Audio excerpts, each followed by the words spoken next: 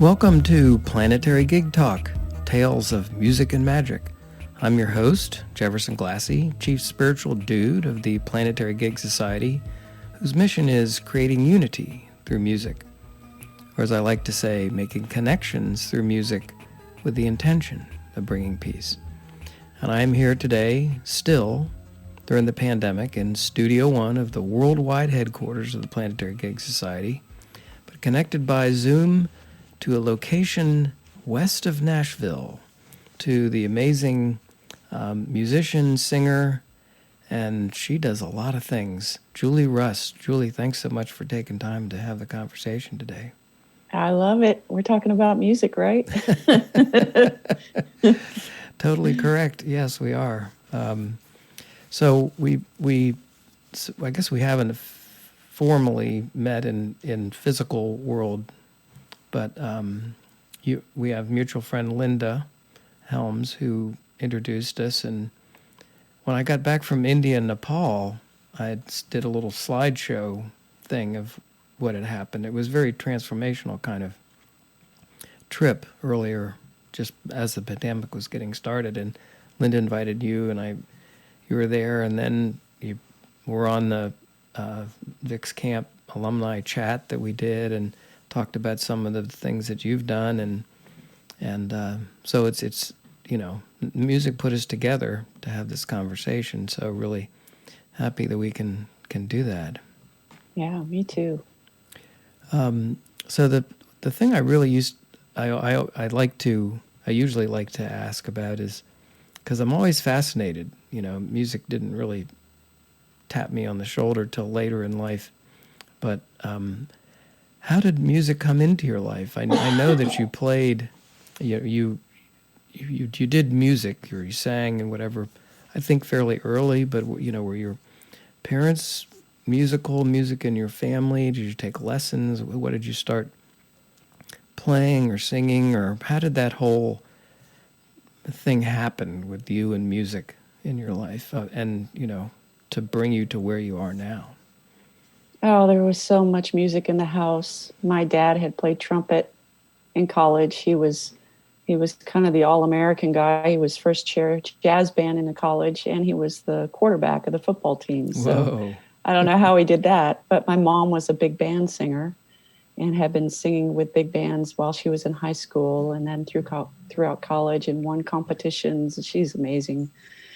And so they always had music playing in the car, in the house. It was constant.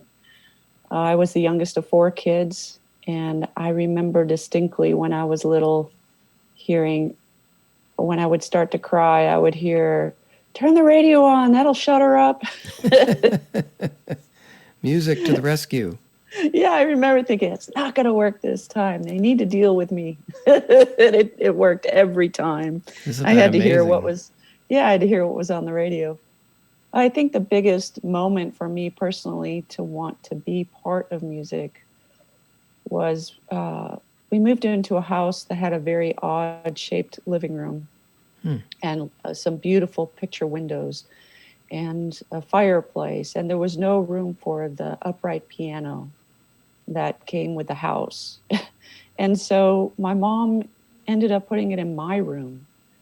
And then I was about 7 years old, 8 years old, and the babysitter came. She said, "If you're good, I'll take you in bed, and then I'll play a song for you." I'm like, "What?" Wow. Yeah, so I went into bed, and she played, dun, da, da, da. I still remember it. Dun, Wow. da, da, da. And she played so beautifully, and I thought, oh, that's it. That's what I want to do. I want to play the piano just like her. And I asked her if she would play it again, and just fell in love. Wow, that's really a pretty solid memory of when music did tap you on the shoulder. Absolutely. Did you fiddle around with the piano before you had lessons, since it was there in your room? Well, I tried, but I was so frustrated because I didn't know how to do it. And nobody was sitting at it playing, so there's nobody to watch. Mm-hmm. But when I was 9 and I started lessons, I practiced a lot. And then when I was 10 or 11, being in school, they asked if you wanted to play an instrument. So I started flute. So I played piano and flute all the way through college. I studied as a music major for theory composition. I started writing songs when I was 16, and my piano teacher, she was running out of things to show me. So then she showed me how to accompany myself with just giving me a melody and the chords written on paper, and then showed me how to do the bass line and fill it all in. And that was it. That was the catalyst I needed. I was 14, and then I could fiddle around my own stuff. And then I started writing when I was 16. And I wrote songs, so I wrote lyrics, and there was nobody there to sing them, so then I got stuck singing the songs, basically. Yeah, I guess that makes sense, doesn't it? I held the palette in my hand. I started to remember when they said skies aren't green, color in between the lines. There was a time when I was young. I knew that painting was for fun. I'd choose my brush, pour the paint, wouldn't even hesitate, and I'd paint the sky green, make a mountain yellow, fly above a redwood tree, jump the ocean, dance with Orion, sing with creatures in the sea. I choose my brush and paint skies green. I didn't intend to be a singer, It's, but it just happened naturally. so then, music major. I mean, you were playing in college. Were you playing also in groups or combos or bands or? I joined the committee that hires college entertainment to get an in so that I could be a student performer. And then they were looking for a new chairperson, and I was new, but no one would volunteer. So I did. And then I hired myself. Pretty sneaky, It was sneaky. but it Yeah. worked. It worked. And that got me involved in college campuses. And then from there, I ended up performing as a solo artist at coffee houses for campuses all over the country. Wow. So singer songwriter, and you were really on the road, living the dream in a sense, right? Yeah. Yeah. And how was that for you? I mean, you liked it, obviously. You were doing it. It was what you were doing, and you must have written a bunch of songs that you liked and people liked, and but how did it make you feel? You still felt that this is what you wanted to do, I guess. Definitely. But I know that each desire you have, and then you reach that desire, it creates, but I want this too, and but I want this with it too. And so what happened with that was the audiences, you got paid well, the gigs were there, but the audiences, there weren't a lot of people there for the most part because of the way the system worked at the time. The colleges would hire the performers, they'd have the money, and then sometimes they'd advertise and sometimes they wouldn't. You know, so it would depend on how strong the program was. Sometimes I was playing to 3 people and a janitor, and sometimes I was playing for 100 people. But the 100 people or more was few and far between. So it was nice to play and to do my songs and to get paid well, but then there wasn't the satisfaction of sharing my heart with anybody. So that was the next step. Yeah. So that was after college, right? Mm-hmm. And you Right. were. And how long did you do that? I did it for a few years, and then I met my husband, and we ended up having kids, and then I really wanted to be home for them.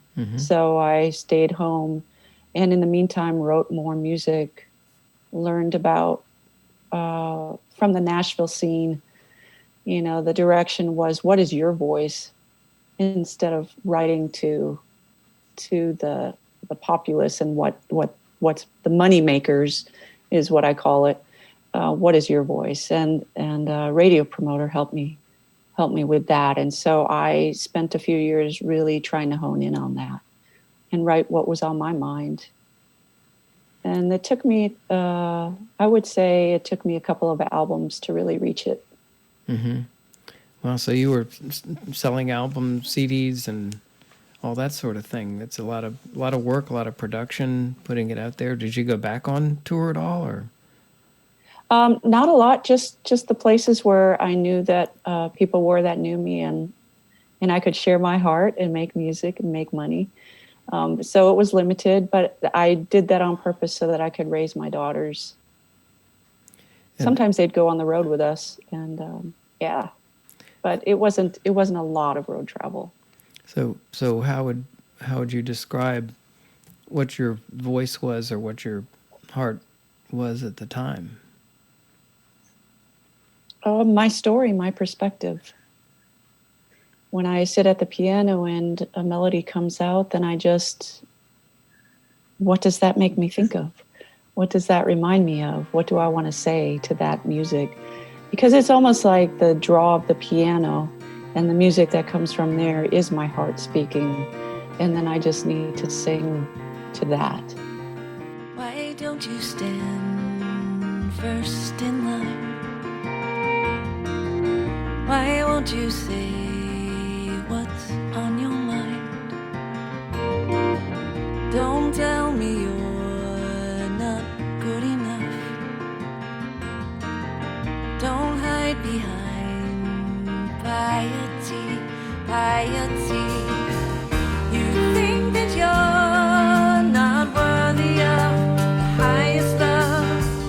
You say that you can't rise above the shadow of your life. I'm telling you, you're wrong. You're wrong.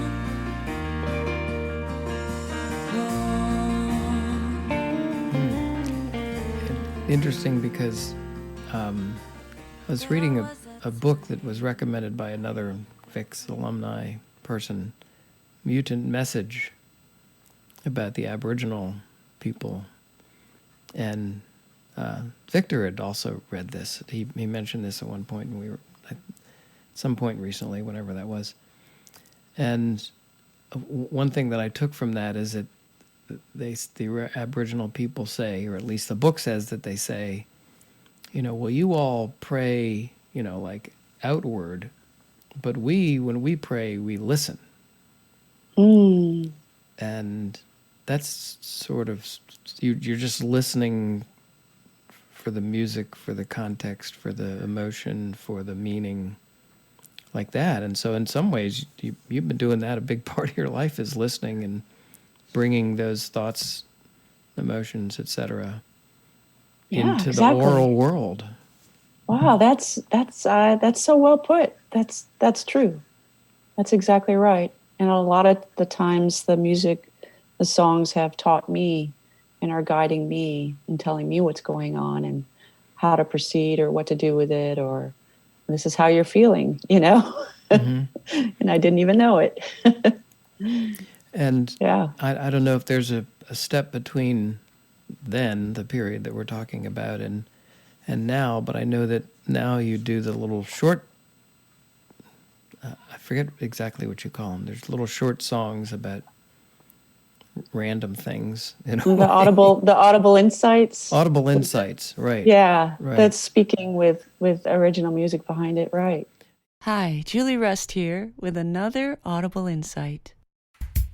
Okay, you might think this is crazy, but I have a friend who sometimes fixes things just by turning them on and off. He told me that everything is energy, which I already believe, and energy has a memory, a pattern that it gives off when it's working perfectly. You just have to remind the machine, energy, of its original purpose. Remind it of when it worked perfectly. I tried it with my washing machine that was acting weird. The cycles weren't running properly. I put my hand on it for 10 to 15 seconds and said, "Thank you, thank you, thank you for running so well and making my life so much easier." It was my interpretation of reminding it of its perfect purpose. Well, it took a couple of weeks, but it runs fine now. And that was over a year ago. Pretty cool, huh? My van was also leaking oil. I told it thank you for being a perfect van every time I started it up. Guess what? It doesn't leak oil anymore. Think you can give it a try? Yeah, that's very cool, and it's really much in line with what you said. You just kind of listen, and it comes out, and you also have been doing, I guess this is more recently, the songs, readings for other people. Mm-hmm. I don't know, could you describe all that? With all the songs that I've written, 7 albums worth and more that I hadn't recorded, it touched different parts of my life. And there would be times that were hard and times that were fun and times that were questions and prayers and, all sorts of different levels.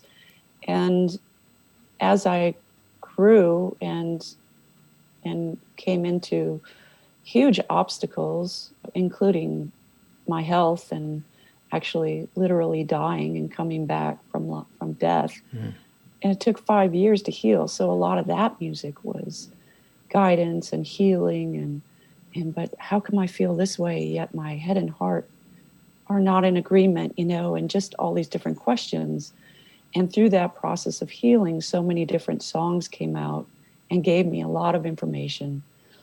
But a lot of these songs, some of them are appropriate for a concert situation, depending on the venue, and some of them are not.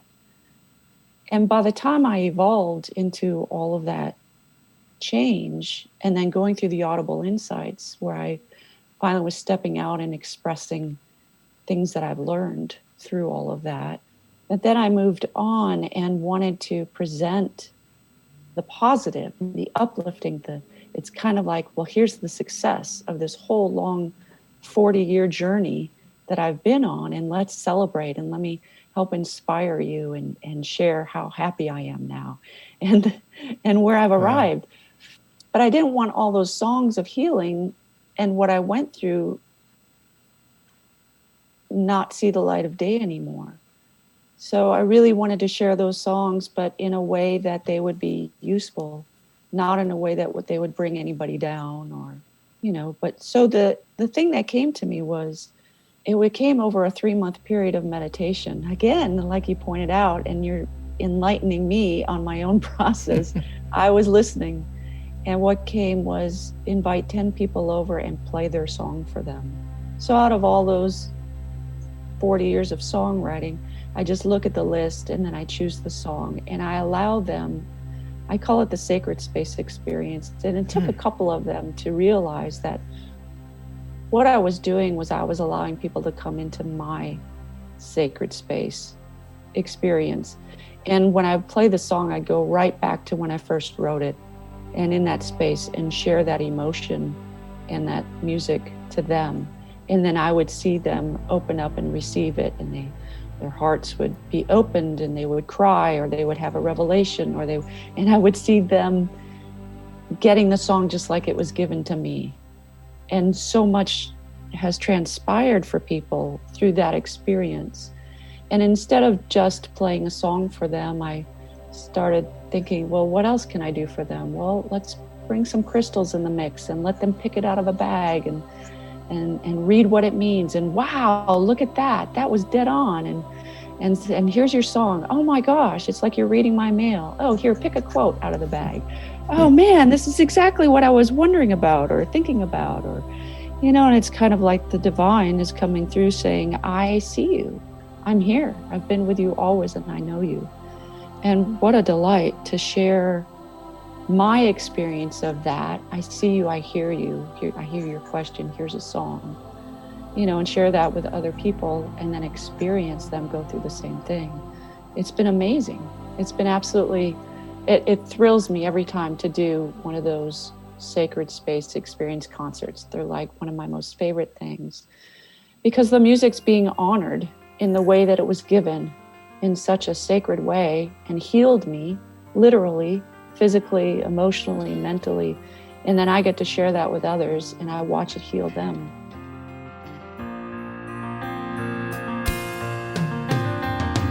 Had a family in which I couldn't trust anyone. Never turn my back, never put my guard down. If I trust them, then I get stepped on. I learned early on. I built myself a wall, tended to it every day so it wouldn't fall.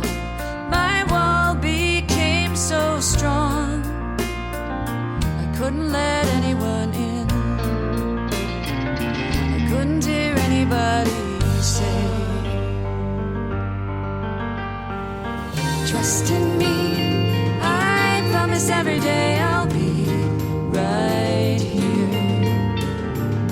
Trust in me. You will begin to see no need for fear. With COVID, I wasn't able to do that. So a friend suggested, our friend Linda Helms, suggested, why don't you do, one-on-one? And I decided to, well, I'll give it a shot and tried a video of it with Linda. And she absolutely loved it. Of course, she's incredibly enthusiastic and Yes, she is. supportive. Yes. And so I choose a stone for her. I tell the reading, and then I intuitively choose a song or two. And then I thought, well, let's give her something else. Let's also, I wonder if we could give her some sort of message. So I just thought about her and started writing on a piece of paper, and the pen just flowed. And the most beautiful 10-minute message came out for her. And so I read that to her as well. And so it became Messages from the Light. And the video was too intensive on my bandwidth with my living out in the country and not having actual internet, but using my mobile hotspot. So I decided to shift to audio. And for me, it's way more powerful because the listener's not focusing on me. They're not looking at my face. They're listening. They're listening. Jefferson, just like I originally listened, and they sit and they listen and then they absorb. I know you, I love you, I see you, here's guidance. It's just really so beautiful. Music being used in the most sacred way, because it's the music that plays behind the message. It's the music and the little meditation they get before the message so they can receive that.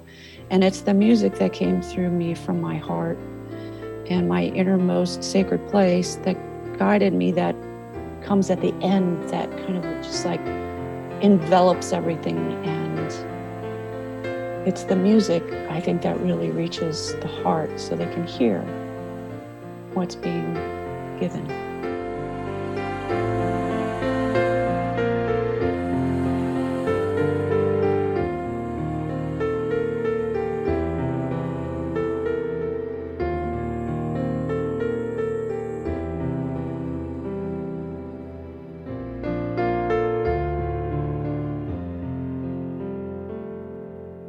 Wow, this is just so amazing and profound, really. I mean, there's quite a channel of vibration or harmony or something that you're listening to and you're able to play, put into sound and words, and at the same time is relevant to the people hearing it, even though you don't necessarily know them very well, or all these things. How does this happen? What's going on? And I think a lot of people would love to do something like this, or be able to listen and to play and have an impact. And maybe that's what a lot of even bigger time performances are in halls and whatever, but not quite on such a personal level. I don't know. What is this? What's going on? So what's going on? So the question basically is, to how can others tap in? How can other singers, songwriters, musicians, authors, whatever, how can they tap into that? Is that what you're asking? I'm not sure what I'm asking. I'm just trying to find out what's going on. It's just so fabulous what you've been doing. And you did one for my wife Julie for her birthday, and I haven't listened to it or don't know anything about it. And she just said, "Oh, you mean you didn't talked to Julie beforehand? Wow. So something's going on. You're tapping into something. I think that it was a really natural progression of what happened. So basically, I came on the planet in love with music, right? That was really evident when I was young. And if you knew my story, you would know that my reliance on God, I call that great divine creative energy God, and I equate it to a he because my brain needs to have a smaller fitting so it can even grasp, because it's just unfathomable to go that big. So that's what I was brought up with, and I was really comfortable with it. And that's the relationship I had when I was a little girl, and I would talk to God at night and every night and all the time. And that was my link for life, for everything. I needed it. It was survival for me. And it became imperative that I kept that relationship going. And every time I asked God anything, I always was answered. So it was throughout my life that I was conditioned to trust in God, and having to trust in God. So there's that underneath everything. That is my number one. I just see God as my best friend. So when I sit at the piano, I'm hanging out with God. When I'm in meditation, I hang out with God. When I'm writing, journaling, I'm hanging out with God. I have all sorts of different forms of prayer taking place. And I believe that everybody is doing that on some level. Right. Whether they're conscious of it or not, there is that thread of life. And what I discovered through my music, the thread of love that goes through everybody and everything. And so for me, it is my natural progression and desire to hang out with God in everything that I do.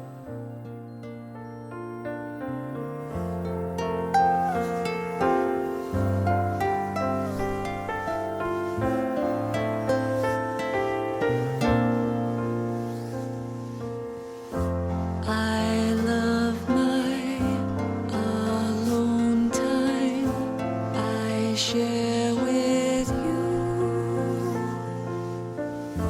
and every day I need this time with you. And so aren't I lucky that I get to hang out with that divine connectedness and say, is there anything you'd like to say to Jefferson, because he's wanting to know something about his podcast or whatever. You know, I'm surprised that it can go specific. I'm learning that it can actually be a specific thing, even though I don't know anything about the situation. I can at least ask and then let the pen write. So the time that I get to do that is more time with God, more time with feeling that connectedness, which is what music does for me. It helps me feel very connected. And so it's just more of the same. It's a different form of, you could say, vibration. It's all the same vibration, but it's in different forms. Music, writing, Audible Insights, you know, things I've noticed, poetry that I write, whatever. It's all the same.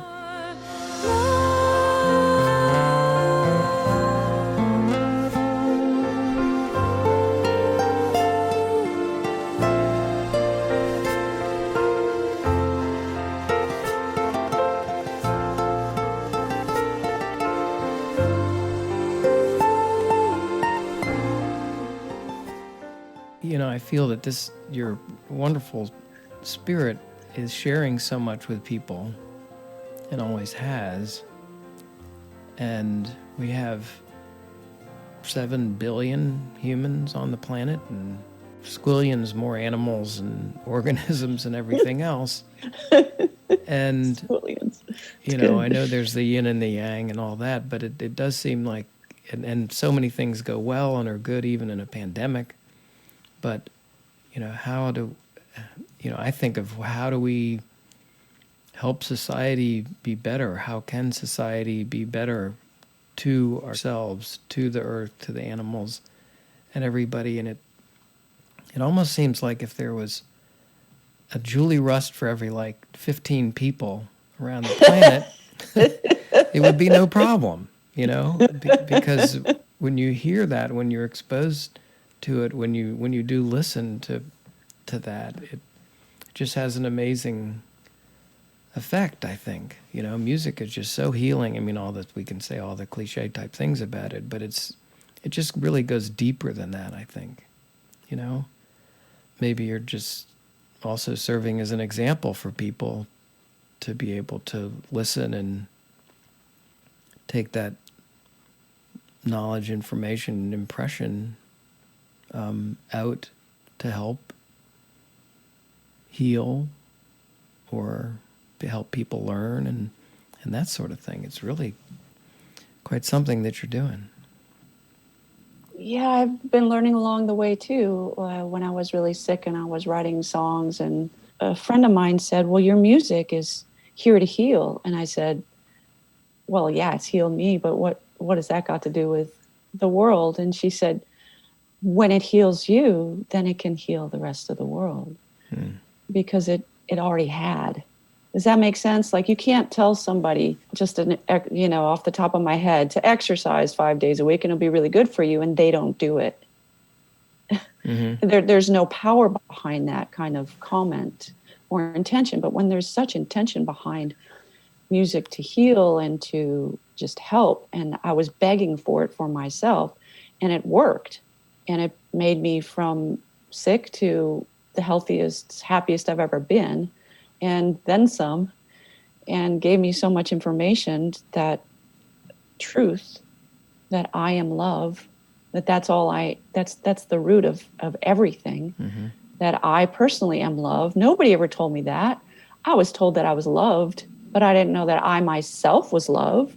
Mm-hmm. And it took me months to play the song over and over and over, saying I am love and crying through it, until my heart finally acknowledged or believed that it was true.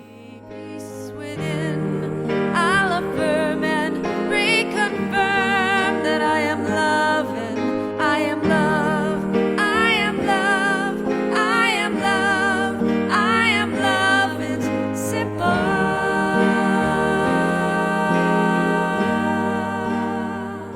So there's been so much done with these songs as a healing, as a cathartic process, not just writing it and then recording it and it was done. I worked with the songs for my own personal benefit, and they're transformative. They really are. So to go from, wow, look what it did for me, my next step was basically, I wanted to tell people, here's a shortcut. Mm-hmm. You don't have to go so far, but everyone has to have their own experience and their own journey for it to really work. But my hope is that this music will at least be a catalyst or help make the journey easier for them to realize how magnificent and amazing they really are. Yeah, and all that we have, this planet, you look outside at trees and we take all these things for granted, and it's all so special. And I do believe that, that thing about be the change, what do you want? What is your intention for yourself, etc.? Well, then you have to do it. It doesn't necessarily come if you just sit there and wait for it. And what you're really showing is, I think, an example to folks that, if you listen and have your conversation with God and see where that's going and what it can do for you, then it can do good things for other people. It's really special. They say it only takes one person to change the world. So if all of us were working at it, I think we could have some great success. Oh, absolutely. I believe that too. In a magic moment, I watched a miracle. It took me by surprise one winter day.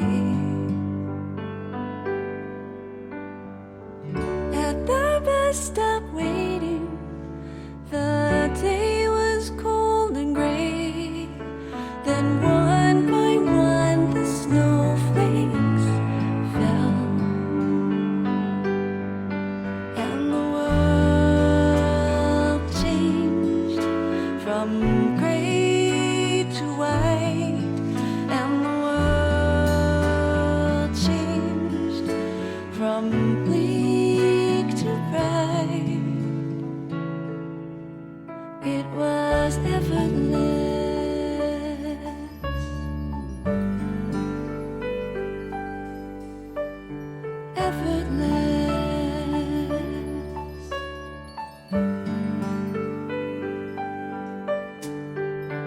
Watching silent snowfall, I felt a sense of peace. Everything slowed down and I could breathe. Beautiful and simple, original designs, frozen water from the great divide. And the world changed from gray to white, and the world changed from bleak to bright. It was effortless.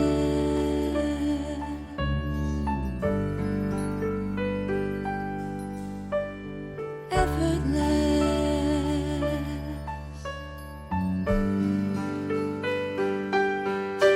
It was easy, so easy. It was easy, so easy.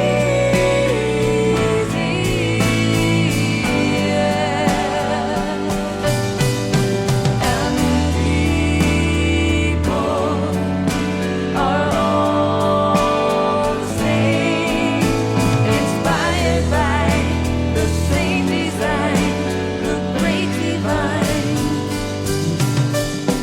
created by the same design, the great divine.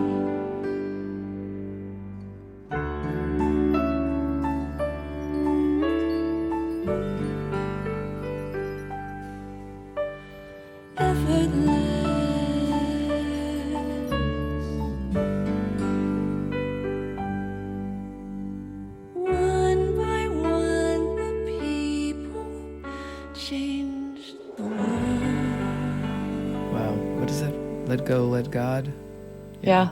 Let go, Yeah. let God. There's a lot of truth to that. I forget when it was, but I sort of invited music into my soul. I said, I don't know what's going on here, but you're really cool.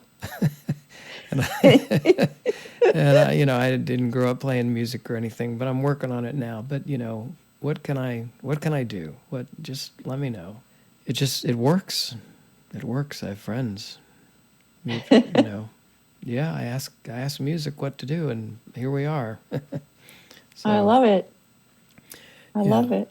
Well, I think what you're doing it really is fantastic and needed, and you're bringing peace and love into the world, helping to amplify the message, and so it's so special. And I'm glad we got to have this conversation and talk about it a little bit, because I think every time we do these things, it does make a difference. Not sure if you have anything else you want to mention that I didn't quite ask about. We were just Yeah, well, there is I feel compelled to say that even if you're in your house and you're by yourself and you're playing music from your heart, you are healing the planet. You are healing more than you know. Definitely more than you know. People can also find you. Is it julieruss.com? Is that? Mhm.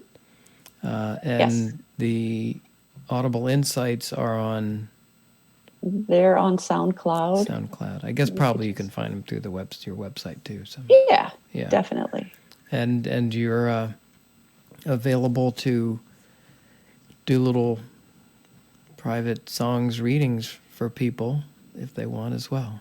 Right. And the beauty of the recording is they can just receive it and listen to it when they want. They don't have to schedule around that, which I find very advantageous. You know, they could do it at 4 a.m. They could do it. They could do it whenever they feel that they have that time to just sit and listen, and they don't have to try so hard. I'll just bring the messages to them, and from there they can receive, and I'm sure something will grow from that. Well, it's really beautiful. So, Julie, thanks very much for taking the time to have this conversation. It's great to do that and hear more about what you're doing and put it out there, another avenue. So Thank you. Thanks really, for having me. yeah, really appreciate it, Julie Rust, everybody. Thank you.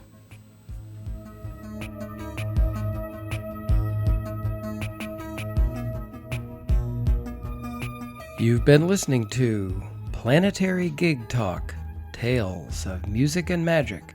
I'm your host, Jefferson Glassy, Chief Spiritual Dude of the Planetary Gig Society.